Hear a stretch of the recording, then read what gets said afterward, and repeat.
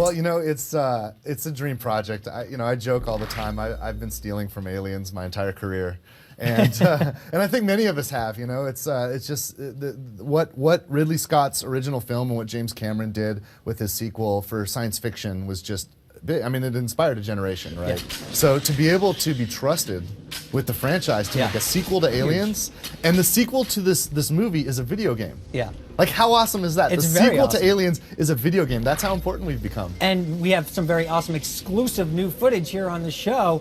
Tell us what we're looking at. Yes. Well, okay. There's a couple. Let's see. Right here, we're looking at. I think this is from the multiplayer game, actually. Yeah, we've got right now at E3. It's really exciting for us because we decided for the first time to just bring it all exposed. Right. Last year was the first time we brought Aliens Colonial Marines to E3, and we had a theater. You had to wait in line, or you had to have an invitation. Everything's open, so we've got multiple screens exposed to anyone walking by. The other thing that's really exciting at the show is we've got a power loader that you can climb in with it. It's Alien, and it's a full size of the toy replica that's in the collector's edition of the game. Yeah. So that's pretty exciting. And they also have the Alien Queen at the show. So I'm pretty excited to be here. But yeah, what we're doing is we've got Xenomorph versus Colonial Marine combat being played live all throughout the show. And I think we're seeing some glimpse of that right now.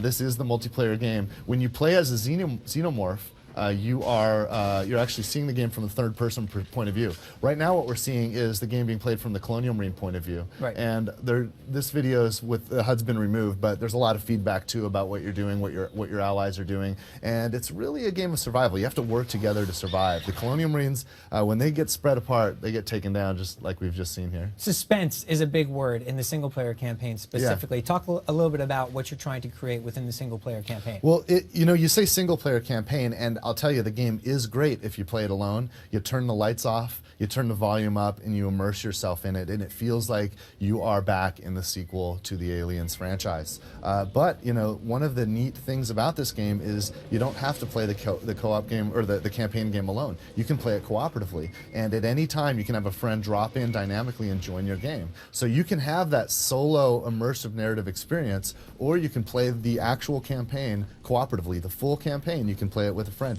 and you can play it split screen with 2 players. You can play it online with up to 4 players. So it's really great, and there is a lot of tension. There's a lot of kind of surprise and horror, and we play with that tension. But there's also a lot of all-out action, and that's one of the advantages that this story gets. As in the video game medium, we're not limited to a single 90-minute story. Right. We can actually convey a much broader experience and have multiple arcs kind of culminating and adding to a much larger arc, and in the course of it go from all-out action to suspense, and tension and drama, and back again. It's directed though, right? I mean, you can't run and gun in places if you want. I mean, play styles are can you have different types of play styles or what? Absolutely, and there are moments that are very heavily scripted, and we take advantage of a controlled situation to push the story forward or to create the kind of surprise and excitement that's only possible with a very scripted event. However, we're very proud of the artificial intelligence. And a lot of the open combat situations have been compared to, say, Left 4 Dead, which is driven by